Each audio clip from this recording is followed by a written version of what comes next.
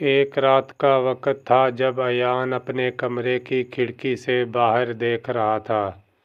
چاند کی روشنی پوری زمین پر پھیلی ہوئی تھی اور اچانک اس کی نظر ایک پراسرار سبز روشنی پر پڑی۔ یہ روشنی جنگل کی طرف سے آ رہی تھی۔ ایان کے دل میں تجسس جاگ اٹھا۔ یہ کیا ہو سکتا ہے؟ اس نے خود سے سوال کیا۔ وہ اپنی نظریں نہیں ہٹا سکا اور دل میں ایک عجیب سا خیال آیا کہ کیا یہ کوئی خواب ہے۔ آہستہ آہستہ ایان نے ہمت جمع کی اور اپنی کھڑکی کھول کر باہر جھانکا۔ وہ روشنی اس کے دل کی دھڑکن تیز کر رہی تھی۔ وہ اپنی چادر اوڑھ کر باہر نکلا اور جنگل کی طرف چل پڑا۔ جب وہ قریب پہنچا تو اس نے ایک چھوٹے دوستانہ ایلین کو دیکھا۔ ایلین کی بڑی نیلی آنکھیں اور چمکدار سبز جلد نے ایان کو حیرت میں مبتلا کر دیا۔ ایان نے سوچا، کیا یہ واقعی سچ ہے؟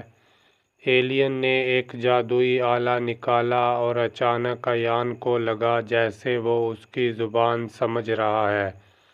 میں ایک دور دراز سیارے سے آیا ہوں، ایلین نے کہا۔ مجھے زمین پر ایک کھویا ہوا جواہر تلاش کرنا ہے۔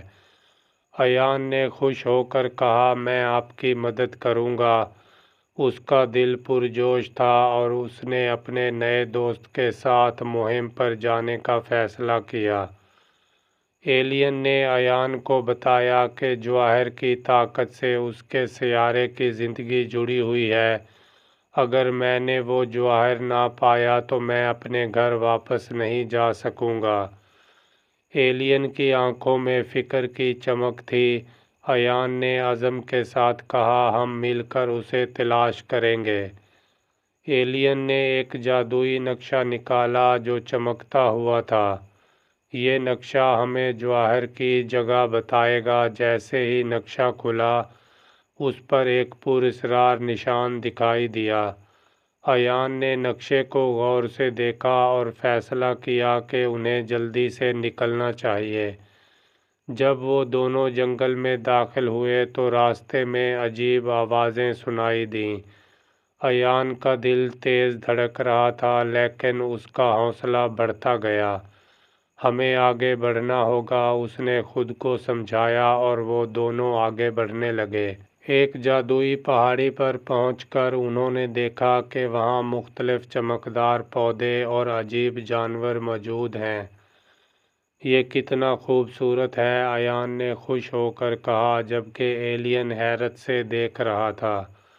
اچانک ایک چمکدار پروانہ ان کے پاس آیا اور انہیں ایک خاص راستہ دکھانے لگا۔ پہاڑی کے نیچے ایک چھوٹا دروازہ ملا لیکن یہ بند تھا۔ اسے کھولنے کے لیے ہمیں کچھ کہنا ہوگا، ایلین نے ایان کو بتایا۔ ایان نے سوچا کہ سچائی بولنے سے شاید یہ کھل جائے۔ اس نے ہمت سے دل کی بات کہی۔ جب ایان نے سچائی بولی تو دروازہ دھیرے دھیرے کھل گیا۔ یہ ترکیب تو سچ میں کام کر گئی، ایان نے حیرت سے کہا اور وہ دونوں اندر داخل ہوئے۔ دروازہ کھلنے کے بعد وہ ایک تاریک سرنگ میں داخل ہوئے۔ سرنگ کے اندر خاموشی چھائی ہوئی تھی اور ایان کو ڈر محسوس ہوا۔ کیا ہمیں آگے بڑھنا چاہیے؟ اس نے ایلین سے پوچھا۔ ایلین نے کہا، ہاں، ہمیں جواہر کی تلاش جاری رکھنی ہوگی۔ آخر کار سرنگ کے آخر میں انہیں جواہر نظر آیا جو چمک رہا تھا۔ یہ رہا، ایان نے خوشی سے کہا، لیکن اچانک ایک زوردار آواز آئی۔ سرنگ میں چٹانیں گرنے لگیں۔ ہمیں جلدی نکلنا ہوگا، ایلین نے زور سے کہا۔ ایان کا دل تیزی سے دھڑک رہا تھا۔ وہ دونوں اس چمکدار جواہر کو لے کر سرنگ سے باہر نکلنے کی کوشش کرنے لگے۔